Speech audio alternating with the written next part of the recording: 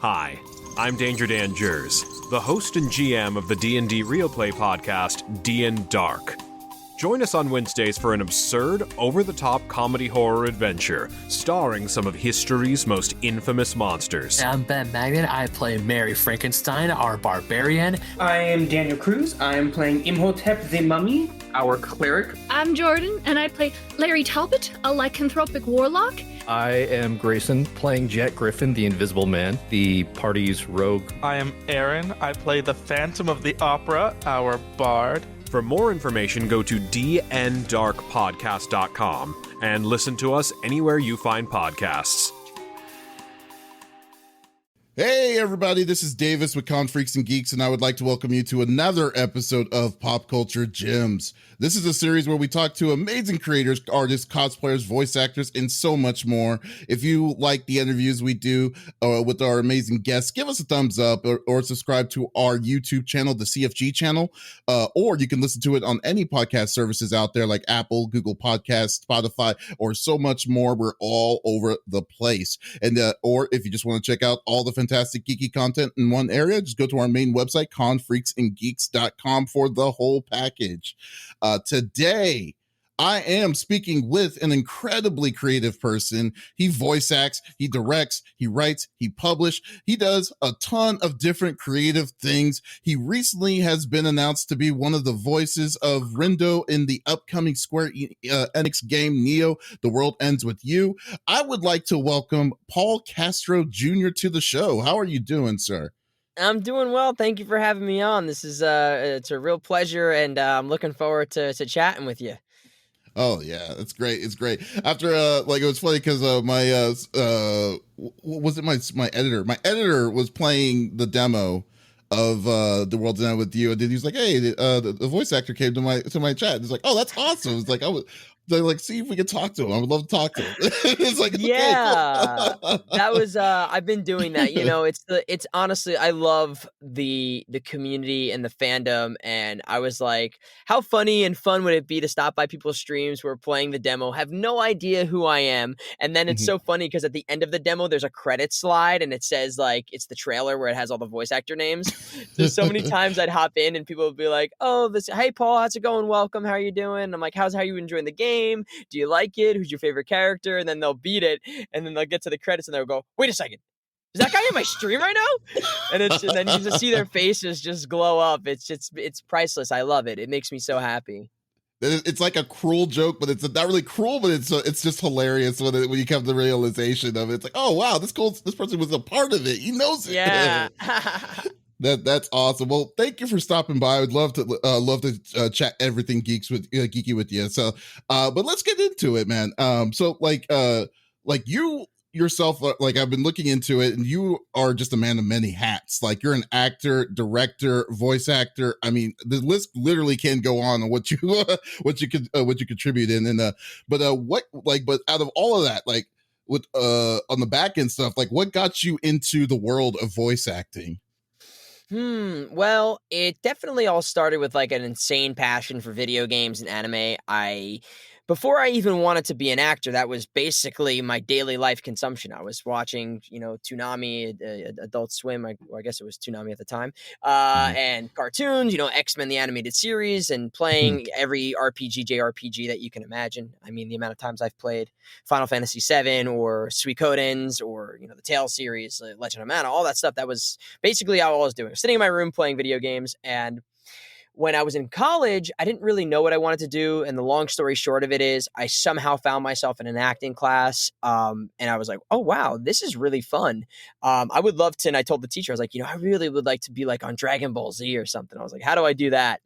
And then they were like, well, if you want to become a voice actor, first you have to learn how to act. And I've said this pretty much in every interview, but it's the words that really stick to me, and I preach to everybody who's interested in pursuing voice acting, is you got to learn how to act. You got to study the craft. You have to really train yourself, not just in doing impressions and, Super Saiyan screams. You got to know how to connect and get into a character's skin and understand their emotional ticks and their core. So I wound up studying acting, fell in love with theater, TV, and film. And then while doing all those things, when I moved to New York City, my commercial agent was sending me out for like promos and commercials and stuff, because commercial agents, when you have a youth agent, they'll send you out for everything. It's basically like throwing darts at a board and waiting for some kid, who's just says sprinkles the right way or Cocoa Puffs the right way, gets the job.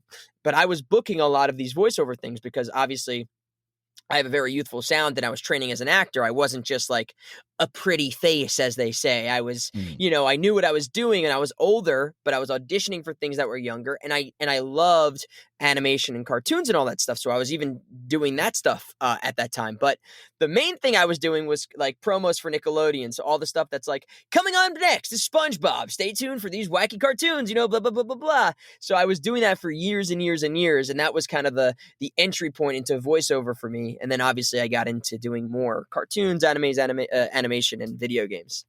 Well, so it seems like you kind of you initially wanted to voice act, but then at the same time, you just kind of, because I mean, you've done other projects. I've seen your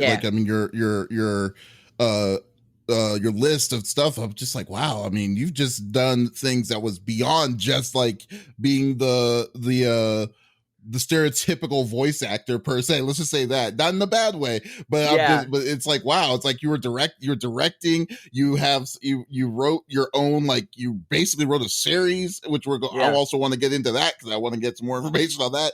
But like, man, it's just like, so when you basically got that bug was basically in college when you were saying like, where you say when they told you had to learn how to act before you could do anything, and then you just opened up on creativity. Is that what happened, or what? Yeah, I mean, I was so blind and oblivious to how when I was a kid, I didn't know you could become an actor. I didn't think that was a job that you could do. I thought that actors were selected by like these, gatekeepers who were like, you, Johnny Depp, come with me. You're gonna become, whoever it was. I didn't think that you could apply to do that stuff because I grew up in a small town in Jersey, and you never saw film sets. You didn't know voice actors. Like, it just wasn't people. I didn't know anybody who was in the entertainment business.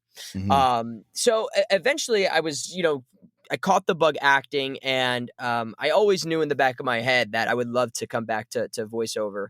But it was it took a lot of hard work, and it took a lot of deconstructing all of what I thought was acting. Because, you start out and you have a desire to show all your skills in a way, and really like capital A act is what they say, where you're like, Maria, what are you doing? Like that type of big capital A acting. And then you deconstruct that, and college was really great for that. I went to a couple of different colleges, but I really credit going to the Meisner Conservatory at NYU for getting me like stripping all of what I thought I was supposed to do away, and actually just being a human being that listens and responds.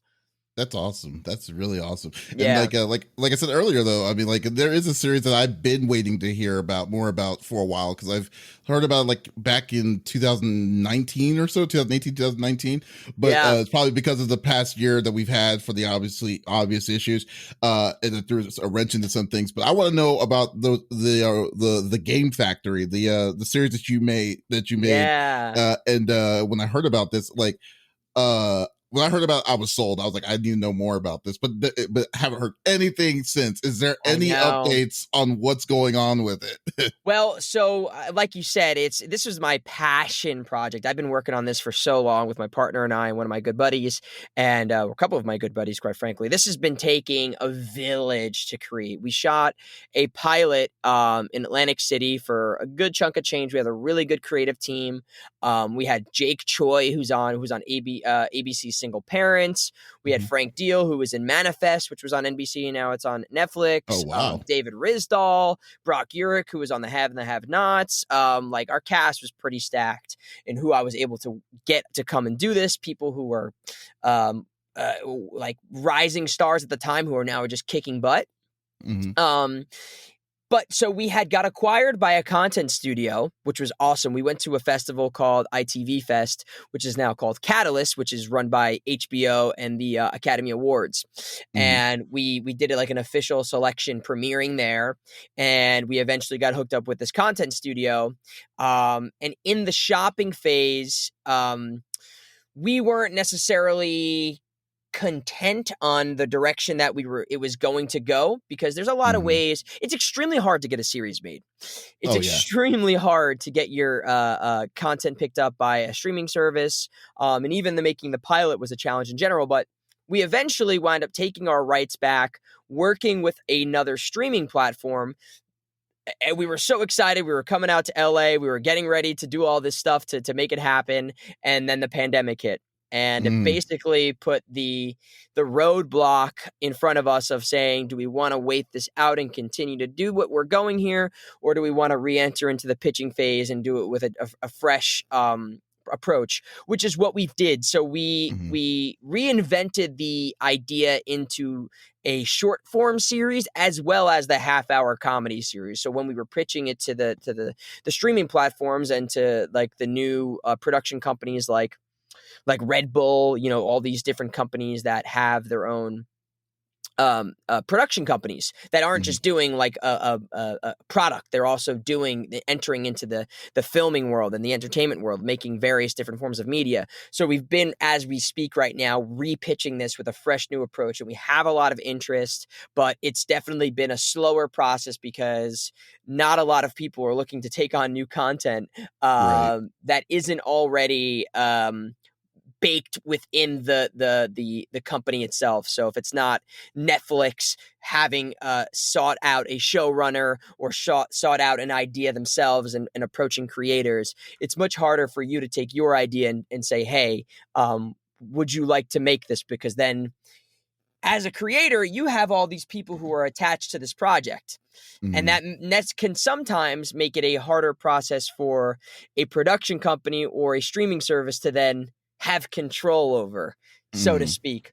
But we're figuring it out. We're very open. We're very flexible. It's, for those of you who don't know, it's a sitcom style, single camera comedy about a group of gamers who hang out at this store called the Game Factory. And it's all about the quirks and the relationships and the conflicts that happen when hanging out with all your friends who basically just want to play video games all day. So, we've got an episode about like our characters getting obsessed with World of Warcraft, Gamers Anonymous type of situation. We have an episode that's inspired by like Pokemon Go, going around on your phone and catching various different monsters. It's a really funny gamer. It's a show made by gamers for gamers in a way. I had been looking for a series that was really going to hit the nail on the head in terms of what it means to be a gamer and like all the comedy that goes along with it. I grew up in a game store and there were so many characters, from the guy who owns the place to the dude who's getting, dropped off by his brother's girlfriend. Like, it was just such a very interesting, unique experience, and all the different styles of games between card games, comics, FPS, MMO, MOBA. It's like we try to cover everything. Yeah, that's cool. I mean, it's sad to see it. Because of the pandemic, is to see it halt. But definitely, I guess the biggest thing is that the biggest end goal is you're wanting to have your vision the way you're wanting to interpret it to be. So I'm really glad you got the rights back and stuff. Yeah.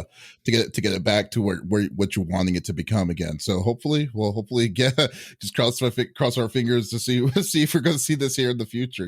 One way or another, we're going to get this out, and that was most important to us. Is we didn't want to sell out, so to speak, and have our idea diluted to something that is marketed towards a specific audience, because what we made is what we want to make. And definitely certain companies have a certain age demographic or genre of audience that they try to appeal to. And we wanted this to be what we wanted to make, because if we tarnish the idea, then or if we compromise on that, we know that that's either a slippery slope in terms of compromising, or we're not setting out to make what we wanted to. And I don't think that that'll be that great if we did that.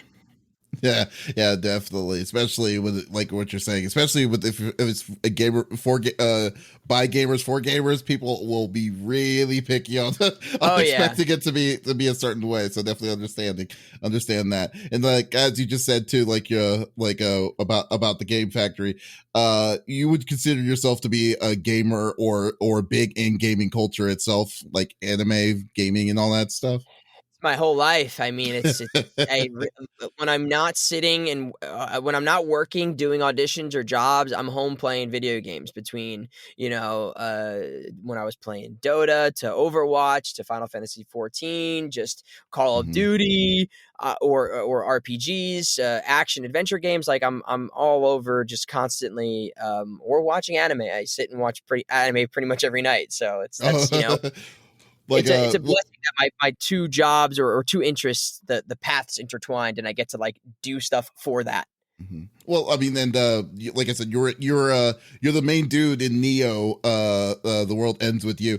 Like, is this your first? Is this would you say that's the first big break in voicing in gaming, or have you been doing have you done other things I've done other things, and itself?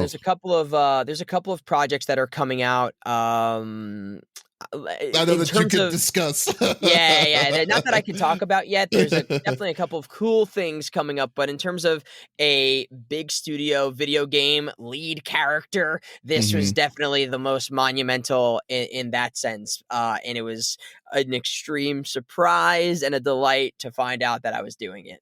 Yeah, I swear to God, though, if you are like character in Final Fantasy VII, you don't come back on here to talk about it, I'll be pissed. I promise you now, if that does come to fruition, you will be the first person I reach out to. There you go. Okay, you heard it here first. There you go. But I mean, like, what kind of RPGs were you into? Like you said, JRPGs. Like, what kind of JRPGs did you like to play? Oh gosh, I mean everything from the PlayStation to PS2 was like my bread and butter. It was Mhm. like my favorite game series of all time is Suikoden. One, Wow. two, three, four, five. I mean, I have like an entire manga. I have every single manga of it. I have the Japanese games. I've got all of the regular games. I've got the Japanese import card stories. Like that was my game. Like I have a tattoo on my back of the True Beast rune. So like I go Oh deep on my that series. God. I have never Um, seen a hardcore Suikoden fan like that. That's pretty yeah, tight. that was like my life, but I was also playing like Legend of Dragoon, Breath of Mhm. Fire, Mhm.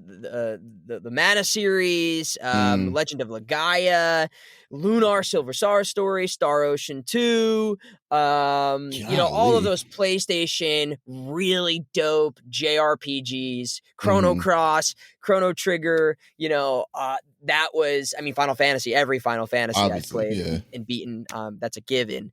But any of those like really dope PS2, PlayStation JRPGs, Mhm. I've probably played them and Yeah. probably completed.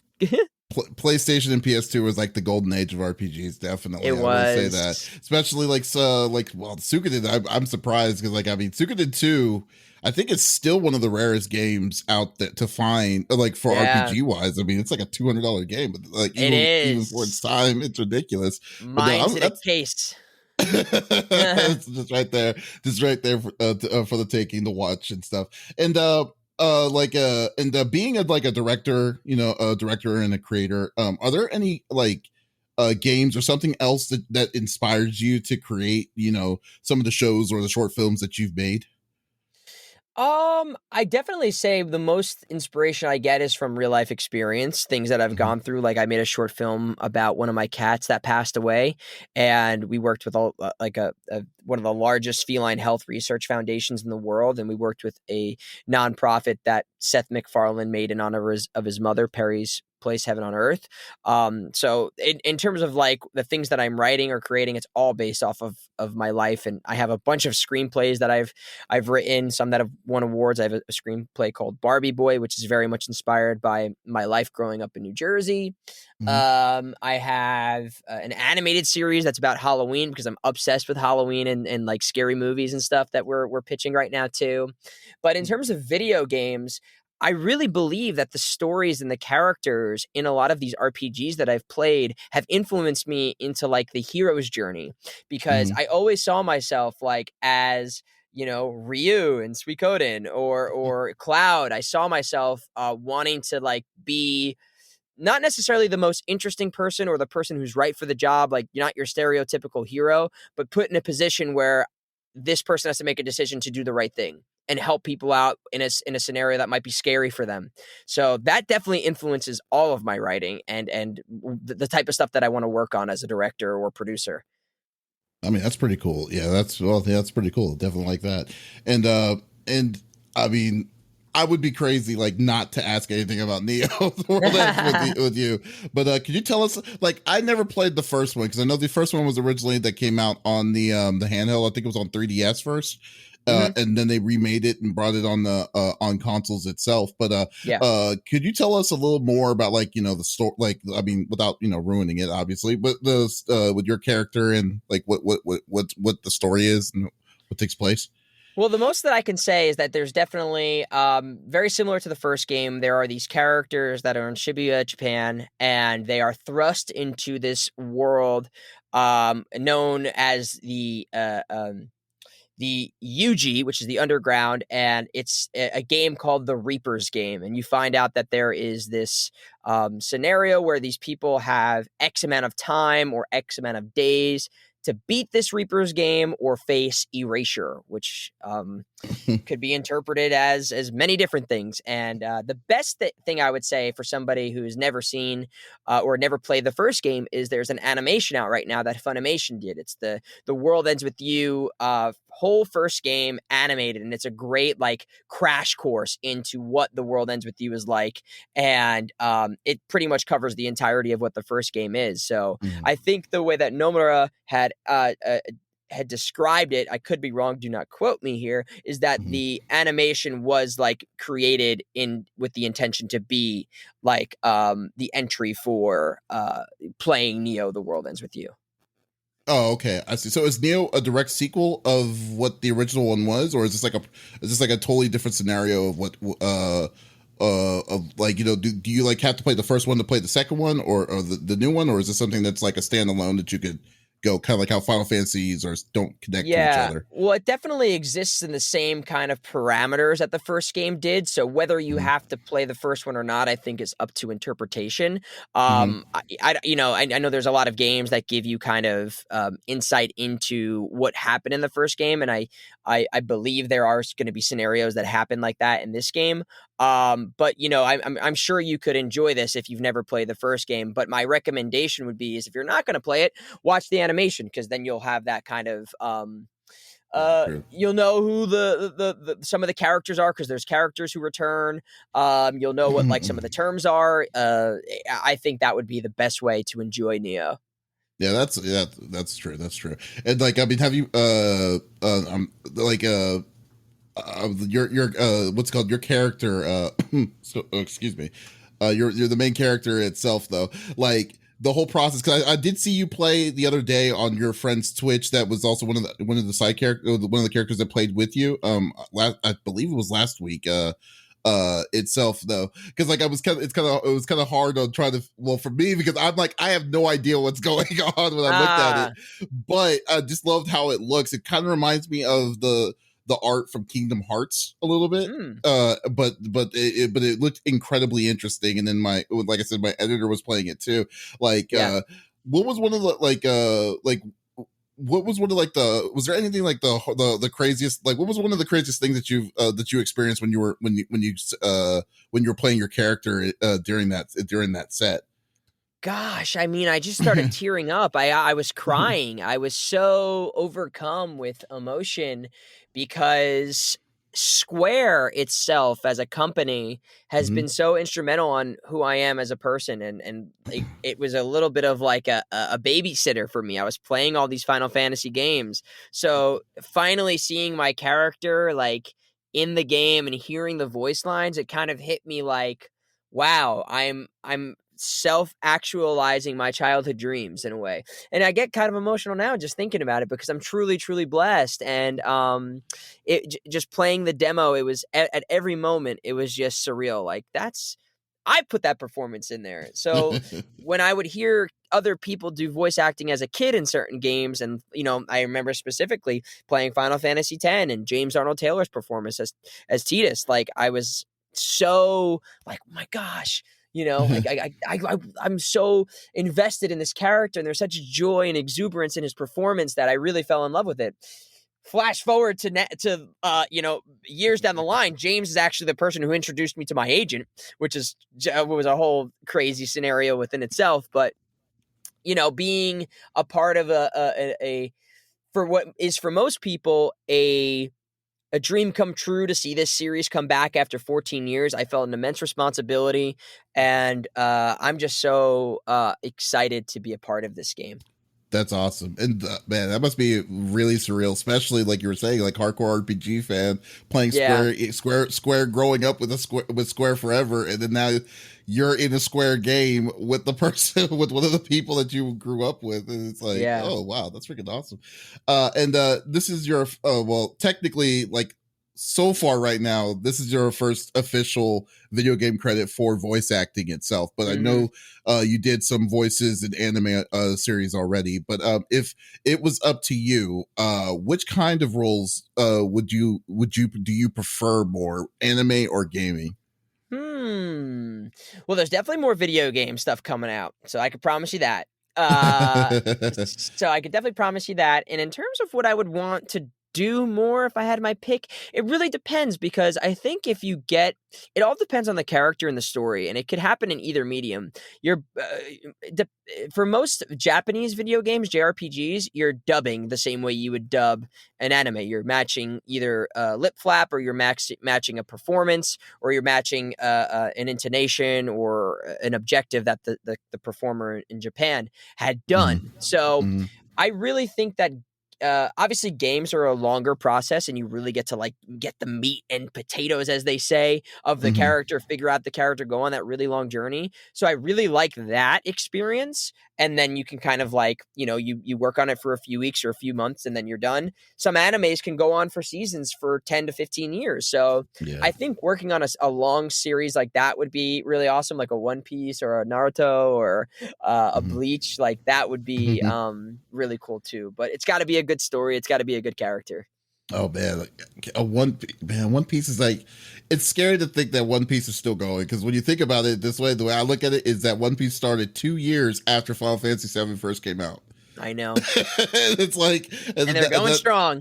It's still hitting over 1,000 episodes. I can't even imagine staying in the series for that long. That is incredible. I know. It's crazy. I think that you and to stay with the crazy part about a lot of this stuff is characters oftentimes don't really age that much. Yet you as a performer, over 15 years, a lot of things can change within your voice or who you are as a person. You're maturing. You have, a different sensibility. So to like still capture that same essence of a character over that long a period of time, these performers don't get enough credit for the great job they do. Point. You are totally right, because I felt the same way kind of with Kingdom Hearts, because Sora is that Haley Joel Osment was Sora, the initial one, and he was still then like the problem was the break between 2 to 3 was literally almost 20 years, and it's like you got Haley Joel Osment when he was 15 at the time when he first did it, and now he's 30 something doing the same thing, trying to get that same role. Oh my god, I didn't even think about that. You're totally right. And he does a great job at exactly doing that. The Sora's energy, obviously he didn't age as much as Haley did, but I when I played Kingdom Hearts 3, I just felt like, oh, yep, that's Sora. That's Sora, just a little older, Yeah. It's like, oh no, he didn't like drop an octave or yeah, that too.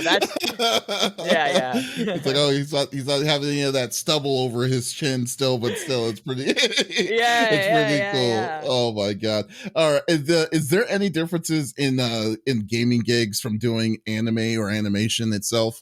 I guess you kind of did point that out when you're saying like, calming you have to go by, the lips, and then also kind of going by the Japanese dub and stuff. But other than like something like that, like, is there any more difficulties than that you also have to kind of put into occurrence?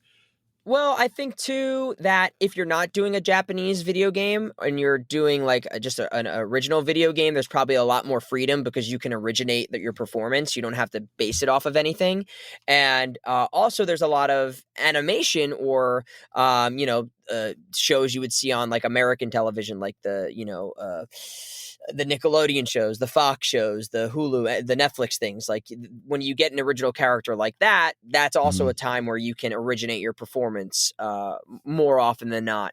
But I think between anime and video games by and large require a lot of efforts and screams and like combat stuff because oftentimes there's fighting in the video game, so you have to give a wide variety of intensities, whether that's like you got stabbed in the stomach with a knife, you got stabbed by a sword, you got clobbered by a mallet, you're getting choked to death. So all these varying different scenarios of death or pain require a different muscle and understanding and skill set, where anime oftentimes it's a bit more narrative in nature. You're not doing like a long library of that stuff. So you're just going with the story. There might be a moment of screaming, but you're not going to spend, 4 hours of a day doing that. So, which I've done before, and it's intense. Not to say there's not moments in anime where, you're going, as we've seen, from people like Sean Schemmel who have passed out doing it. So, I think other than that, though, I like both mediums. I think that we've seen such variety in both video games and anime. You can see there's some anime that are very kind of serious and like a darker tone, but there's also comedic ones. And the same for video games. I think a lot of video games that are really good find moments to find comedy or levity. And I like when you have real humans who aren't just like one way. They're not just one dimensional. So. Oh, okay. That's very well put. That's very well said there. Well, that is great. Paul, thank you so much for talking to me, geeking out with me a little bit on this. Is there anything you'd like to plug yourself on here? Go buy Neil, The World Ends With You, coming out on July 27th. You can follow me on all social medias. It's at Paul Castro Jr. I have a Discord too, which is I'm pretty active in, and I really try to connect with my audience as much as possible. And from there, I also stream on Twitch. And I don't know when this is coming out, but I've been doing Hangouts on Twitch with all of the other cast members of the game. So I just interviewed Andy Hirsch, who plays Sho Minamimoto in The World Ends With You, which was really fun. And I've got the rest of the cast coming up. Griffin Burns is going to be coming on. He plays Fret in Neo, who also plays Child in Genshin Impact, and pretty much every other anime you can imagine he's touched, and some of the other cast members too. So check those out. In terms of other games and anime and stuff, it's all NDA'd, so you'll just have to stick around and wait. Yes, definitely, guys. You need to definitely keep track with Paul Castro Jr. He's doing some awesome things and stuff in the near future. But thank you so much for being on the show today, guys. Thank you. If you like this interview, you can also check out all our other interviews on Spotify anytime on Con Freaks and Geeks Con Freaks and Geeks website, confreaksandgeeks.com. Man, I'm getting tongue tied. I don't know why. But guys, 11 benevolent elements. Yeah. It's like mumble rapping. But this is David signing off from Pop Culture Gems. Y'all take it easy. Take care, everyone. Thank you. Awesome.